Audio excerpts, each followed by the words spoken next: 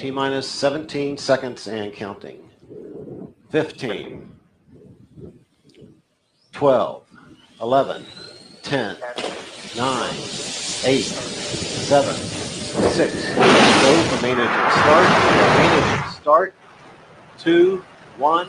Booster ignition and liftoff of the Space Shuttle Discovery, returning to the space station, paving the way for future missions beyond.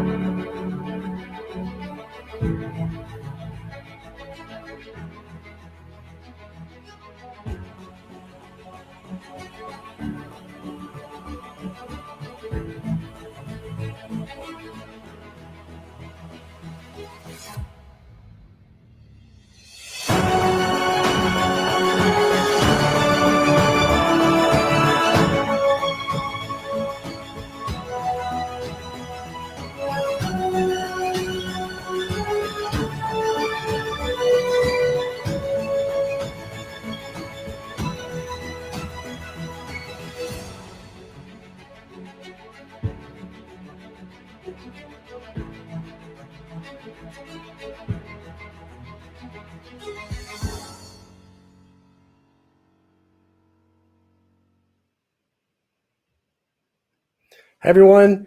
Welcome to our virtual field trip to space. Thank you so much for joining us. While everybody's joining in, put your school in the comments, and we'll try and pop up and say hi to everybody in the different schools that are tuning in from around the world. We got some great questions in. We're going to cover all that, but I just wanted to start off by saying thank you. I want to start off by saying thank you to all those incredible teachers out there and all those amazing students that persevered and accomplished so much in the face of so many challenges and obstacles over the last year and a half. And everybody should be very proud of what they were able to accomplish. It's been a very tough year and a half, and together we came through this. And I want to applaud all of you for all your hard work coming in. And so let's see, are we getting any comments from folks telling us their schools? Because we can pop them up there. So here's Montessori School 31 in Yonkers, New York. I've heard of that place. We'll talk about that in a second. What else do we have? Let's see. Whoops. There's Shaw School. Hey, everybody there. What else do we have? Here's Eckhart, Indiana Eastwood Elementary. So thanks for joining us. You know, we have so many amazing questions, so many amazing comments. I think we should jump right in. And our first question is from Shada, and she was asking me about the inspiration. So let's hear what she has to say. Hello, my name is Shraddha Shelke from Standard 9th. And from Dr. Kirmadi Shamra High School. My question is, from where did you get the inspiration, and did your family members support you, and how do you feel when you're going into space and while coming back during the journey? Well, that is a great question. And can we take off the banners, please, on that? But that's a great question. And my inspiration for becoming an astronaut started back on July 20th, 1969. And it was on that day, and Tara, if you could remove the banners, please, that would be great. On that day, I, along with millions and millions of people all around the world, watched those first footsteps on the moon. It was the first moon landing. And I remember as a small boy watching that and just thinking that I wanted to be a part of that group of explorers that was able to step off the planet and to look back upon ourselves and see the Earth from space. And hold on one second. I think we're having a technical issue with just with our. There we go. Super. And so that was a monumental moment of my life. That's where I decided that I was going to work really, really hard, and I was going to become an astronaut. And 4 decades later, that came true. And there was other parts of your question in there, and I'm going to answer those coming up here in a little bit. But let's get another question in.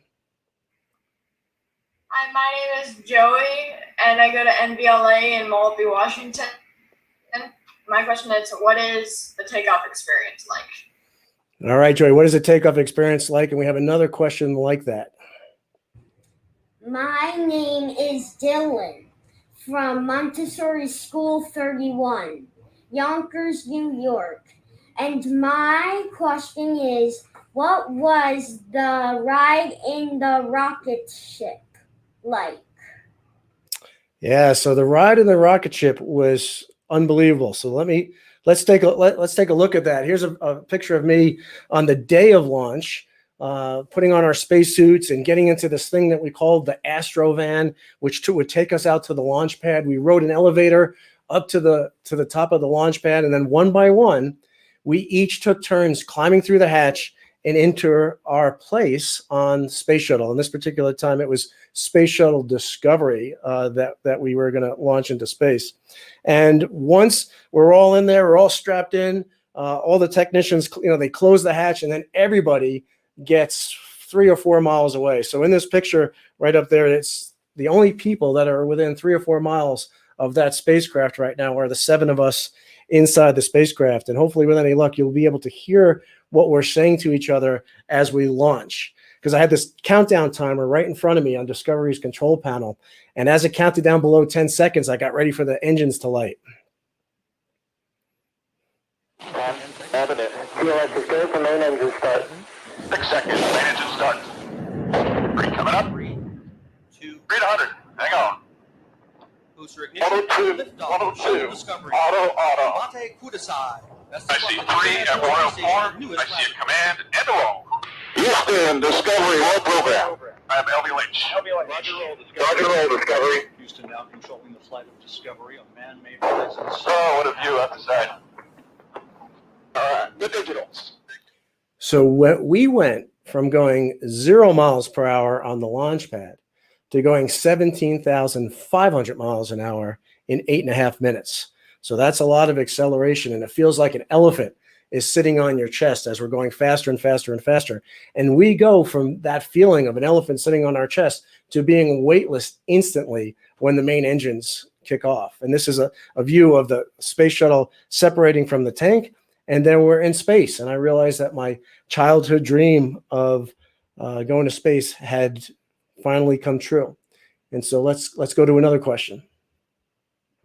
My name is Jax from Montessori School 31 in Yonkers, New York. And my friend and I think it is really cool that you went to school here too. My question is, how did you feel when you first went into space? Were you excited or nervous? Well, Jack, that is a great question. And yes, I grew up in Yonkers, New York. I went to PS 27 and PS 28, and I went to Walt Whitman Junior High School and Roosevelt High School. So I know a lot about Yonkers. That's where I grew up. But when I went to space, that first day in space was just absolutely amazing. And I remember the first thing I thought about when I looked out the window for the first time was just how thin the atmosphere appears. You can see it up there way on the top. It's just absolutely paper thin. It's the thinnest thing you can imagine. And when I saw that for the first time, I realized that that's what keeps every living thing on the planet alive, and we need to protect it. And it became really obvious that we could put things in the atmosphere that could hurt us and could hurt our planet. And so these are views that we saw. We go around the Earth every 90 minutes. That means we see a sunrise or a sunset every 45 minutes. These are the lights of the cities and towns that we see. It's all the evidence of human activities. You see these green lights there. That's the auroras that are coming up. So it's just absolutely beautiful. And so I fell in love with the Earth. I fell in love with the beauty of the Earth. It was a constant dance of colors and lights and motion, and it was just absolutely amazing. And what was really cool is when would pass into the dark side of the orbit. We'd see the thunderstorms casting large shadows across the horizon and watch the clouds turn to pink, into red, into gray, and then finally black. And then as we would cross into the dark side of the orbit, we would see all the lights of the cities and towns, all the evidence of human activity would all of a sudden come to life. And it was just an amazing, amazing time. And it really made you feel like we were living on a living, breathing organism. It was just absolutely spectacular. So how about another question? Hi, my name is Alexis. I'm from Michigan. Have you ever been to the International Space Station? If so, what is it like? Well, Alexis, I did go to the International Space Station. That's where we were going when I launched on the previous video that I showed you. And after we launched, we had a couple of days to catch up to the space station. And this is us getting ready to dock to the International Space Station. We're all there. We're really excited. Initiating RPM 3, 2, 1, mark. And we fly up underneath the space station and we do a flip under the space station. You can see us doing the flip here. And that's so the people on the space station can take pictures of the bottom of the space shuttle and to make sure that our heat shield is still working well and it's all intact and everything looks good. And then when the flip is over, and this is a view from the back of the space shuttle as we're finishing up our flip, when the flip is over, we slowly back in to the space station and we join up on the space station. And I'll let you watch us dock here in a second. Here's the space station coming together, and we're flying it. You might need one more right. Stop it. 0.09. 2 inches. Capture light. And Houston and station capture confirmed. All right. All right. I'll get on with What's that? hockey. Hey. Thanks. It's a lot of training, man. Good job. Thank you. That was a great flight. Discovery arriving. Hey, you guys looking for a plumber? Sorry, it's our lunch break. Come back in 15 minutes. Sergey, how are you? Good. Hey, you guys, great to see you. Hey, Ronnie, look back real quick. Hey, how you doing? Who's for that ball? Yeah. And so we joined up on the space station. We said hi to our friends. As soon as we docked, Garrett Reisman, who was a crew member on the space station, rang the bell to announce that we were arriving. When we opened the hatch, Mark Kelly, who was the commander of Discovery, he called across. Maybe you heard it. He said, "Hey, any of you guys looking for a plumber?" And the reason why he said that was because the toilet on the space station was broken at the time, and we were bringing up spare parts for the space station. And we lived on the space station for a couple of weeks.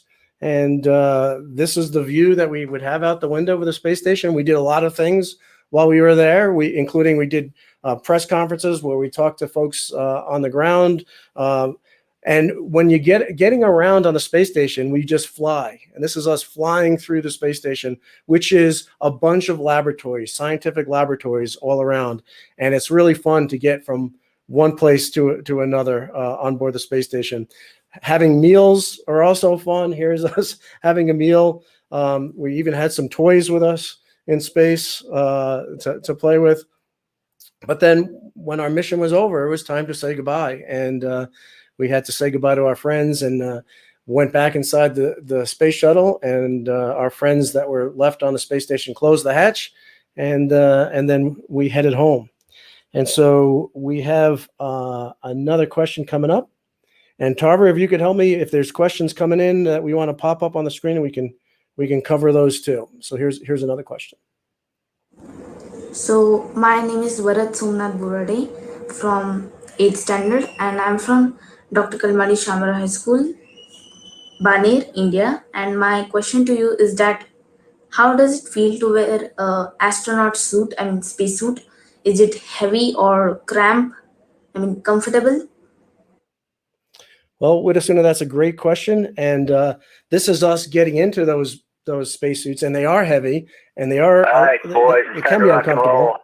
And that was our spacewalk leader telling us it's time to go out the hatch. And so we go into this thing called the airlock with our spacesuits on, and all the air is taken out of the airlock. And when all the air is out, we can come outside, and we call it spacewalking, but we don't really walk. We're going hand over hand down the space station on handrails. And here's a picture of me in my spacesuit. We're every 45 minutes we get either a sunrise or a sunset, and so here's me at night, and it can get a little cold. It can be minus 250 degrees at night and plus 250 degrees in the daytime. But our spacesuits keep us warm. We have power tools to do the construction. We brought up and installed the Japanese laboratory to the space station, and this is us working on that laboratory and getting it ready. And so we're outside for anywhere from 6 to 7 hours in those spacesuits that weigh about 350 pounds, but in space, they're obviously weightless. And this is a picture of me on the end of the space station's robotic arm.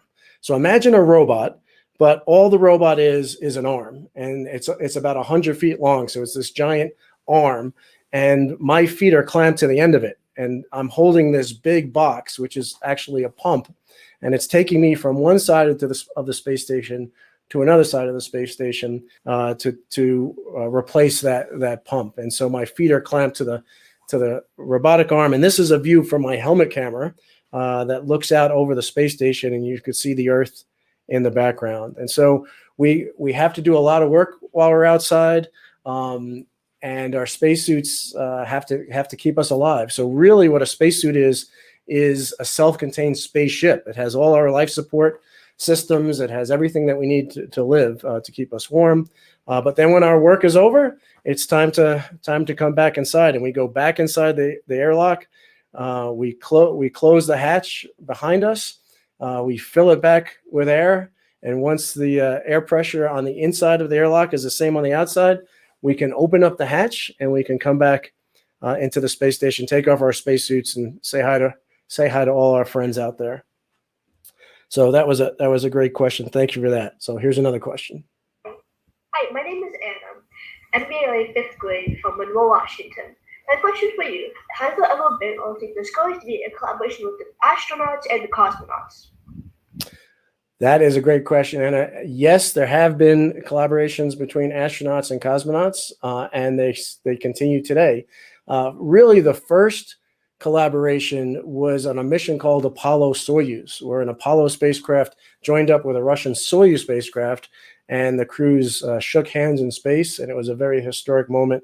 But the first human in space was Yuri Gagarin, a Russian, and he launched from a launch pad in Kazakhstan. And 50 years after he launched from Kazakhstan, I launched into space with a couple of Russian cosmonauts on a spaceship called Gagarin, and from the same exact launch pad that Yuri Gagarin launched from. And so astronauts and cosmonauts both launch on a Soyuz spacecraft and the other spacecraft that exist. And what was amazing was looking up at the rocket ship that was going to take us to space and seeing an American flag and a Russian flag side by side on the top of that rocket. And it really showed the power of being able to set aside our differences and work together to do something that is really, really important for the world and to do it together. And so that's a great question, and I'm really glad you asked it. So I think we're going to hear from a teacher. Hello, astronaut Ron Garan. My name is Todd Feltman. I'm an educator in Harlem in New York City. Currently, I'm teaching 4th grade remotely. What is a day like in space, and how does it feel to be in space? I want to thank you for this amazing opportunity. My 4th graders and I are thrilled to be with you today. Well, thank you, Mr. Feldman. And a day in space is normally filled up with a lot of work. But besides all the work that we do, we've got to do all the normal things too, like shaving and brushing our teeth, washing our hair. That's my crewmate Aki. It's not too hard for Aki to wash his hair, but my crewmate Karen, that was a little bit harder for her to wash her hair. But all the eating. This is one of our crewmates. Wait a minute.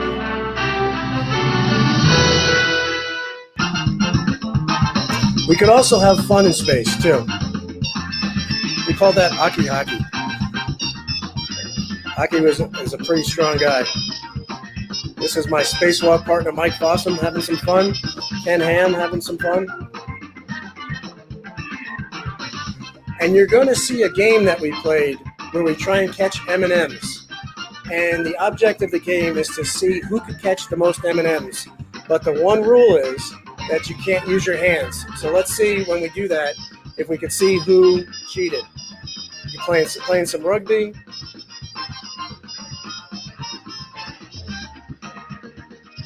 That's a ball of water with some candy. Now this is the game. Let's see if anybody uses their hand.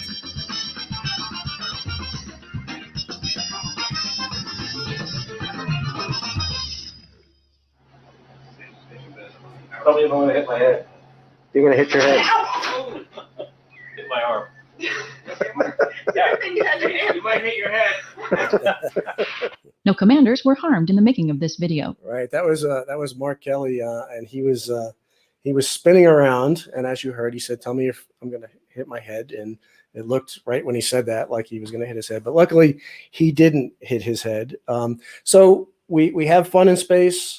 We do a lot of work in space, but it's important to not only work but also to have a lot of fun as well. And so I think we're going to hear from another teacher.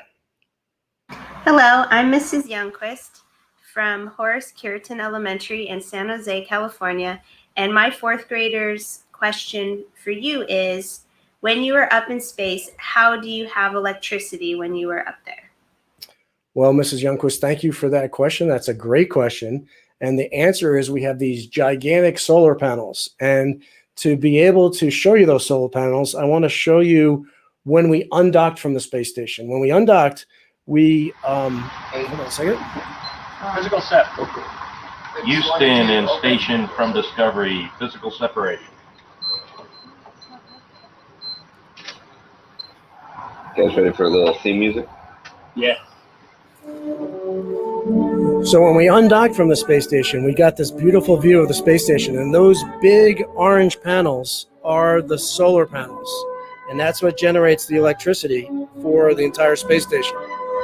They don't look orange there, but in that light, but you can see a good view of them right there.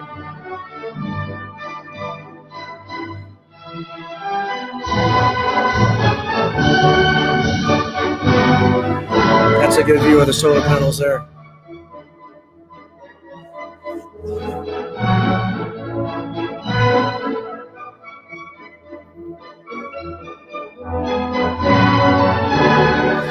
The space station is enormous. It's about the size of a football field. If it was on the ground, it would weigh 1 million pounds. And it requires a lot of electricity, and all that electricity comes from the sun there.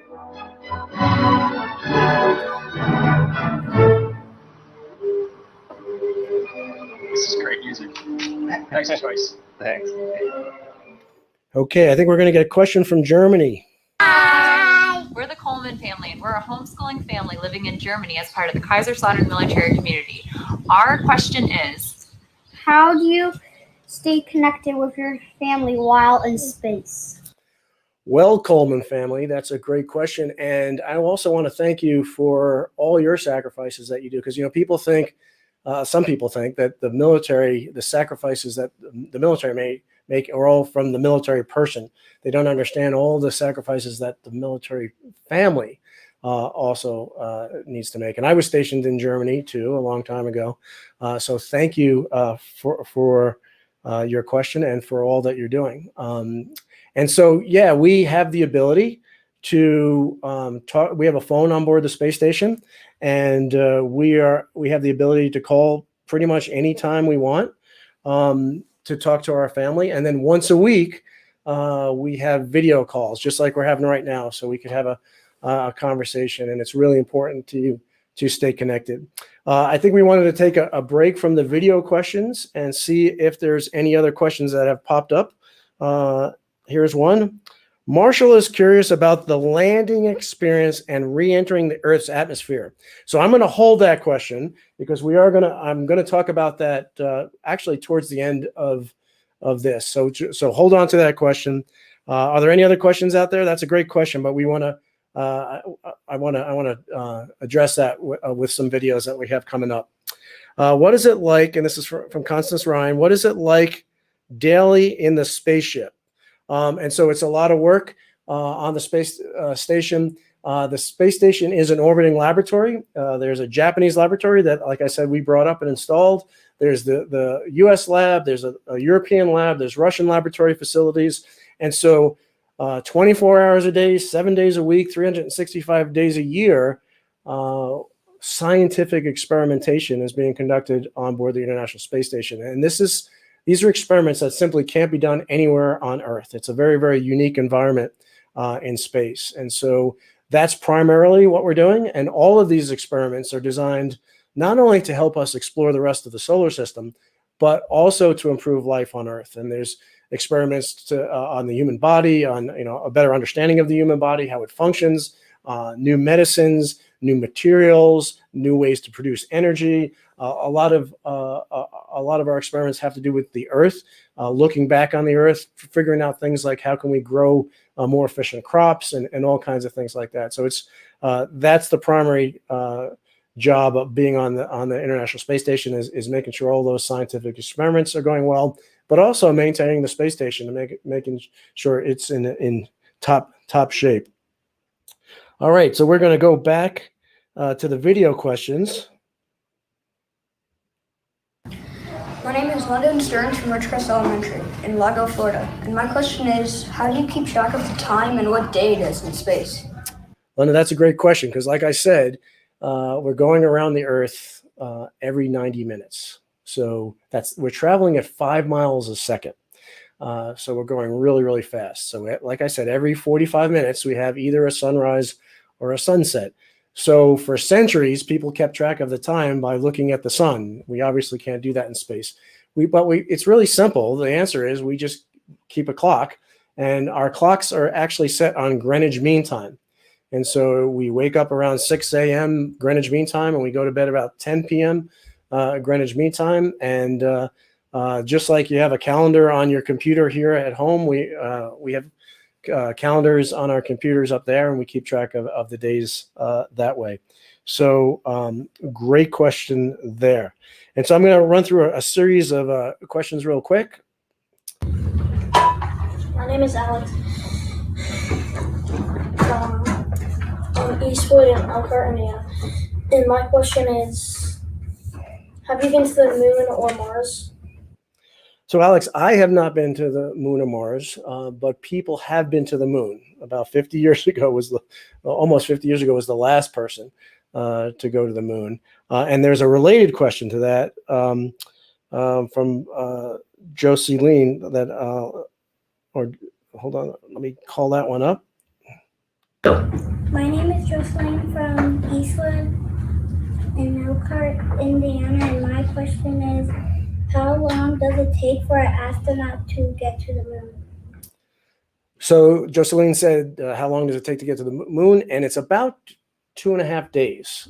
That's how long the Apollo astronauts took to get to the moon, because it's about 250,000 miles away. And so it takes a little while to get there, even though they're traveling so fast. Once they get there, though, they travel a little bit slower when they need to get around on the moon. That max acceleration? No.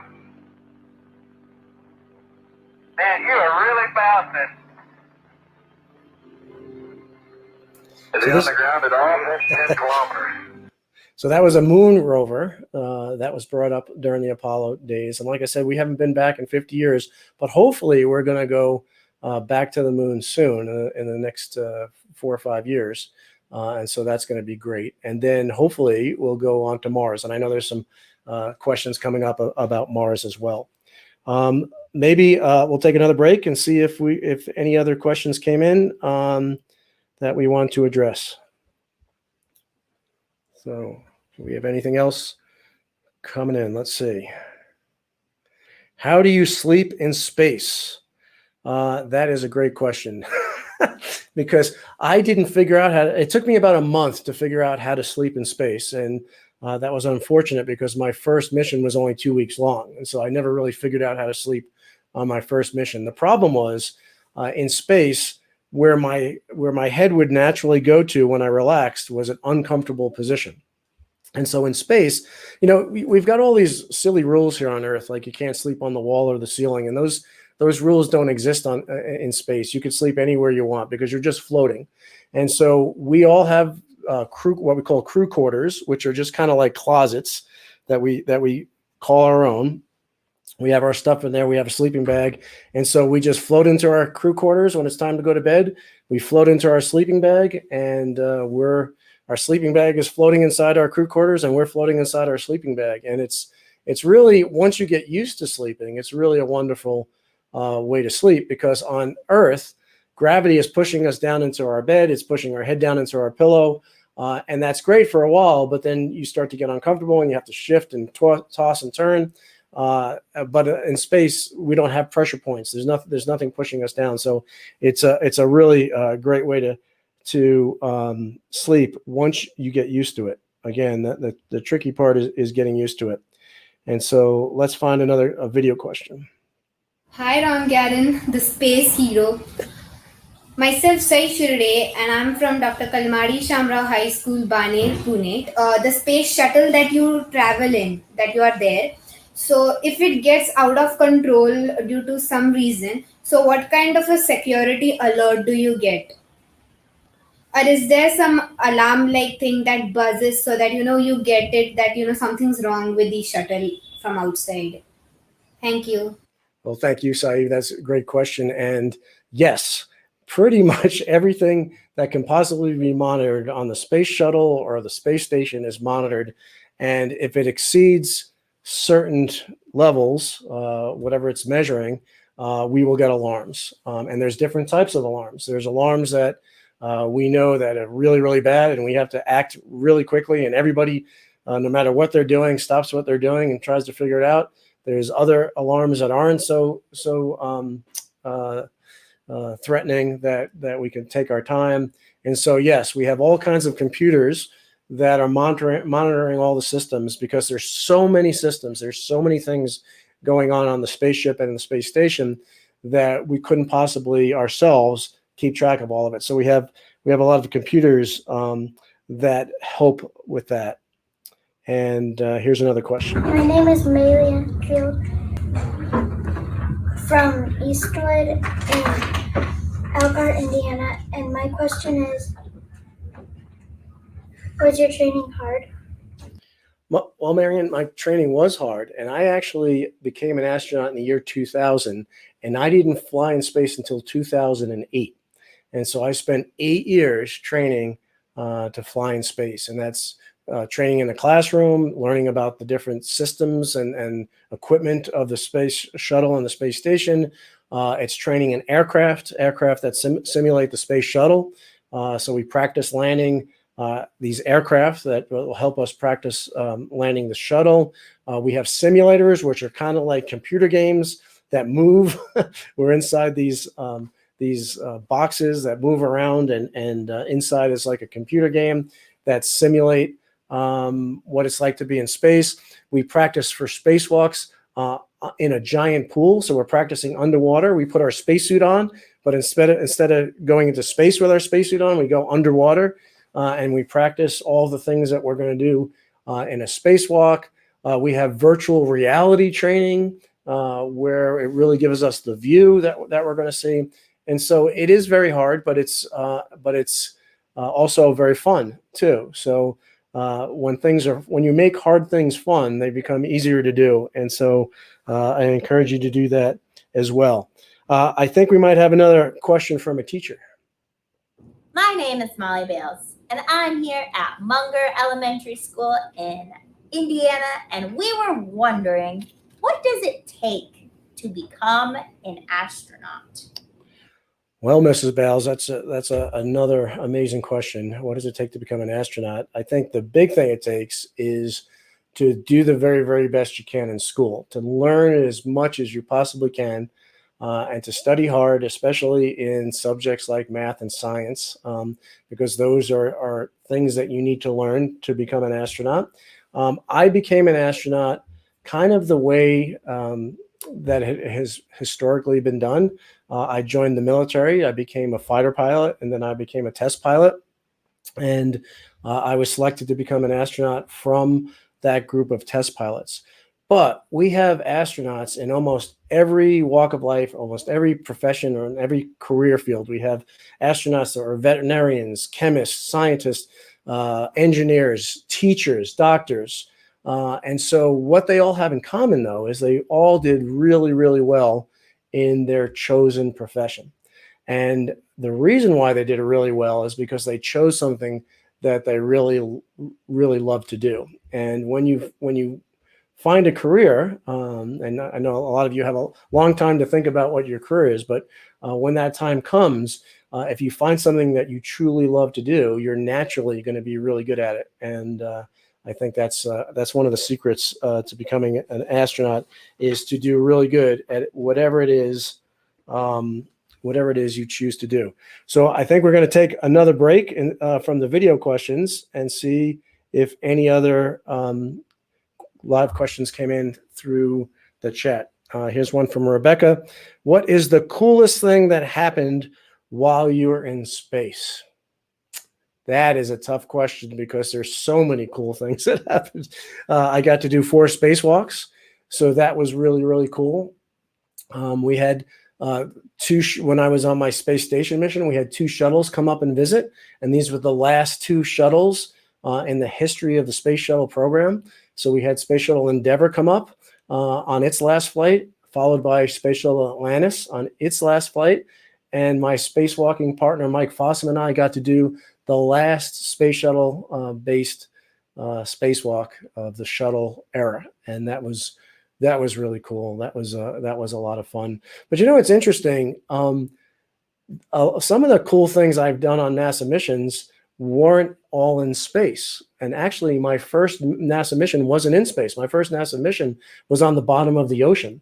I lived in Aquarius, which is an undersea laboratory, and that was a lot of fun to be in this beautiful coral reef, to be living there with all the marine life there. And so that was really cool too. Do we have another question? All right, this is from Mac. How was your body affected by being in space? So the human body is an amazing, amazing thing. It rapidly adapts to any environment that it's put in. And not all of these adaptations, not all these changes are good. For instance, when we first get to space, our body realizes that it doesn't need a skeleton anymore. Gravity's not pushing us down. We don't need a frame to hold us up. And so we start to lose bone density. Your body realizes it doesn't need the big muscles anymore. And so you start to lose some of your muscles. Your body realizes that your heart doesn't have to beat as hard. So you could start losing some of your heart muscle mass.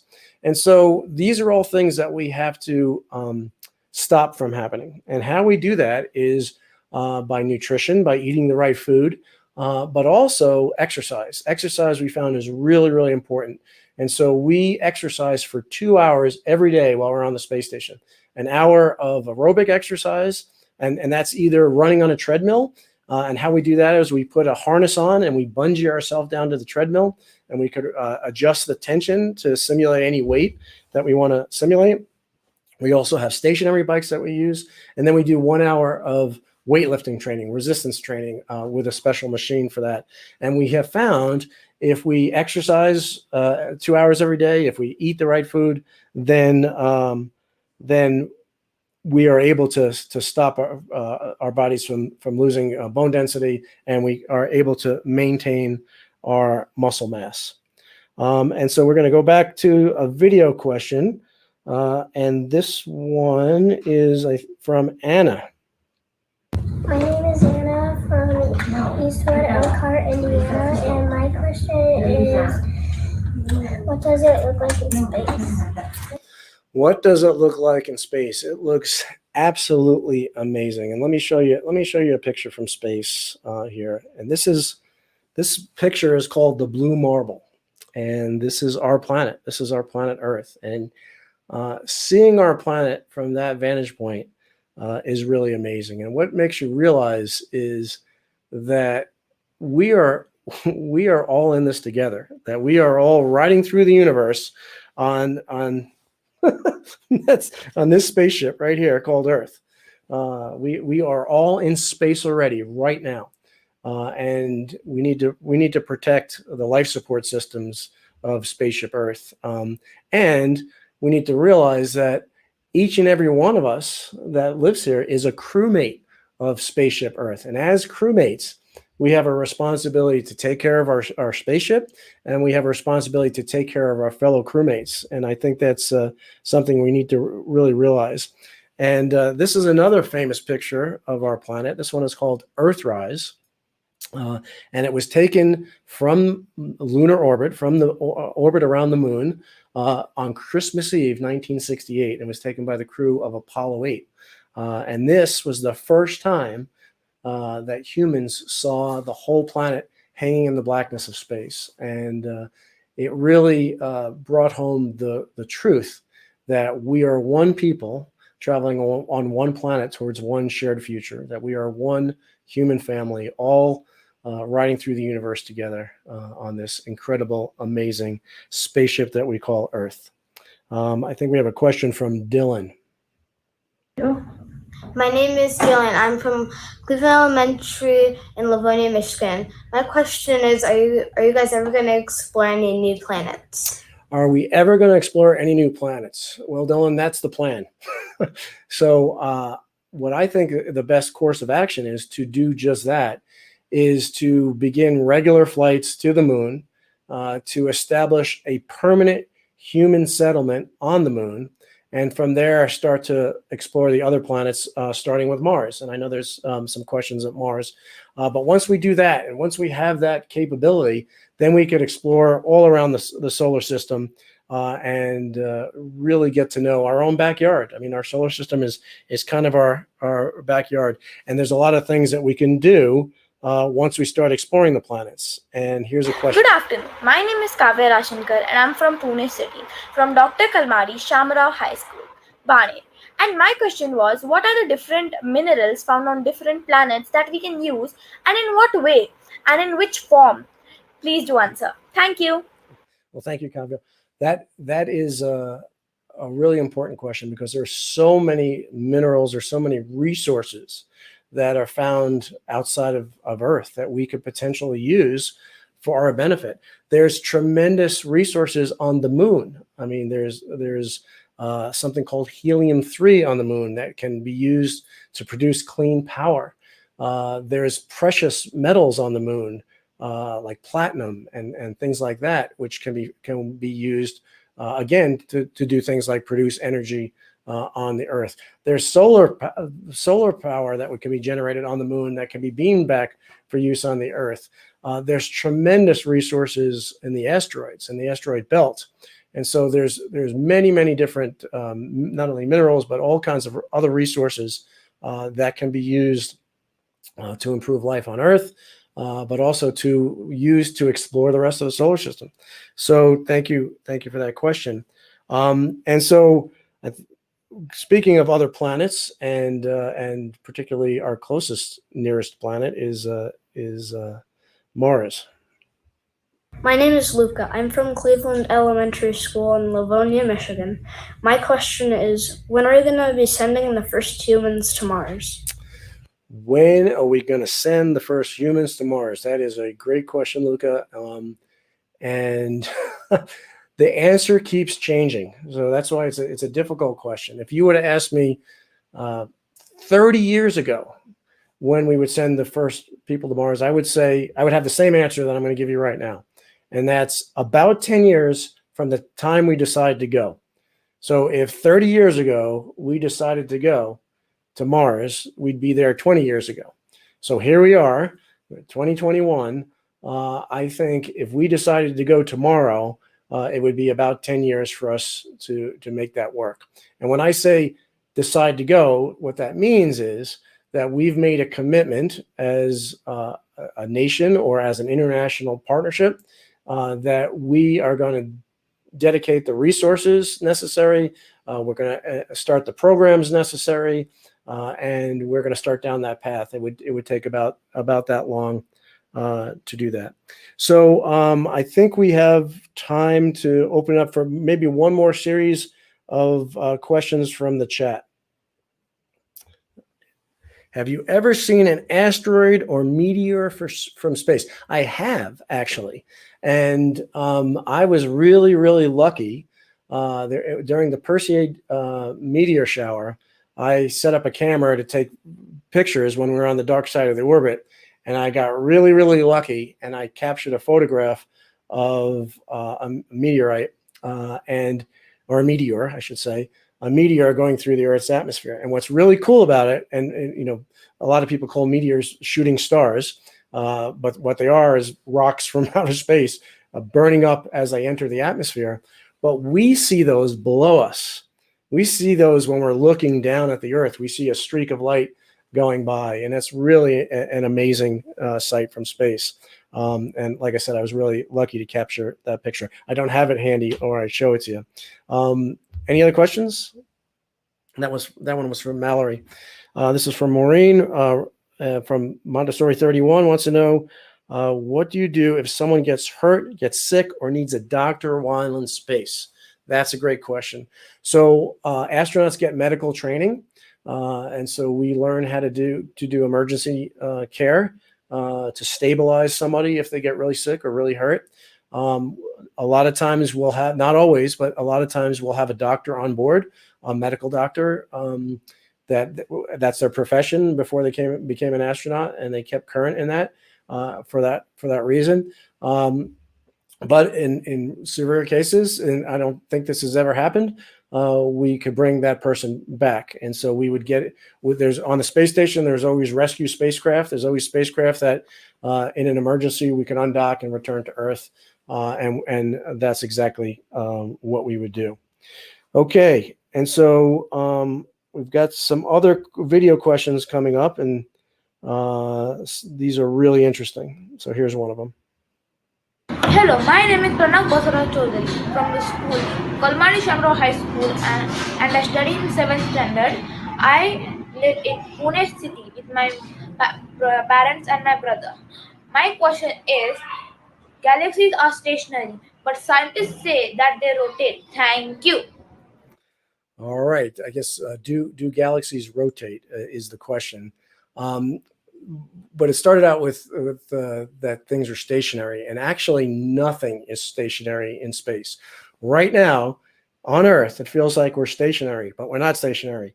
The Earth is rotating at 1,000 miles per hour, and the Earth is traveling around the sun at 67,000 miles per hour.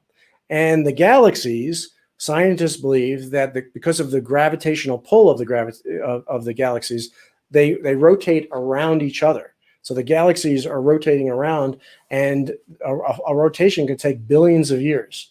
And so, but they're traveling, unbelievable distance during that time frame. So everything in the universe is constantly moving. I don't think anything is actually ever stationary, but that's a great question. I think we have a question from Stella. My name is Stella from Eastwood, Elkhart, Indiana, and my question is Pluto a real planet?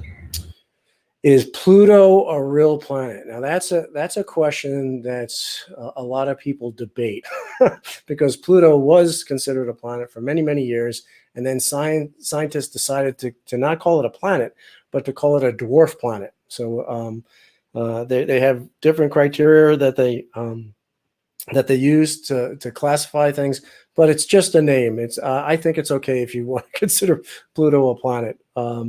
But I think that's open to debate among scientists. But I think once you're a planet, you should always be a planet. But that's just my opinion. I think we have a question on asteroids, if I'm not mistaken. Hi, my name is Tyler from Cleveland Elementary in Livonia, Michigan. My question is, why do asteroids have a magnetic force field around them? Wow. asteroids have a magnetic force field around them. So there could be lots of different forces that asteroids have. They all have gravity, so they all attract each other through gravity. There could be magnetic forces through the minerals that could be in the asteroid, like if it's iron. But there's also, magnetic forces that occur just from the formation of the asteroids itself. When the Earth formed, it created a magnetic sphere around the Earth because of how it formed, and the molten lava that's inside the Earth, and how that shifts and circulates, and those things happen in asteroids as well. And so there's a million, or there's an infinite probably number of different types of asteroids, different shapes, different processes, and different forces that are interacting with each other to create those type of things. So that's a really, really great question. And I think our next question is from Chloe, if I'm not mistaken. Hi, I'm Chloe from Monroe, Washington. I have a question. What's it like flying a spaceship? What's it like flying a spaceship? That is a great question. And you know what? I think that's a great question that we can, I don't know if you remember, but the first video question that we had, I think was Shada, asked a number of questions in there. And one of them was, what was it like to return to Earth? And so maybe we'll talk about flying a spacecraft back to Earth, because I think, flying a spacecraft is just an amazing experience. It's not just the crew on board the spacecraft. It's the thousands and thousands of people on the ground. It's the tens and hundreds of thousands of engineers and scientists that worked on it. And so what it's like flying a spacecraft is you are really on this gigantic team of all these people. If you're on a space shuttle with a crew of 7, it's not only the 7 people inside the spacecraft, but it's all of these people all around the world, all working together to do one mission. And when the mission is over and it's time to come home, we have that opportunity to do that together as a team. And so let me just fix this. Sorry about that. So this is us when we were getting ready to come back on Space Shuttle Discovery. There's the guys on the downstairs. They were a little bored because they didn't have a lot to do. But up on the flight deck, there was a lot to do. Basically, we have to slow down enough to enter the upper atmosphere, and it gets really, really hot outside, and gravity starts to pick up, and we start to feel the gravity. And those 2 booms you heard were sonic booms. On at the 180. Roger, on at the 180. And this is us getting ready to land in Florida. Houston, Discovery, runways in sight. Roger, runway in sight, Discovery. And we come back and we land just like an airplane. Hold it right there. There you go. There you go. Touchdown, 195. Beautiful.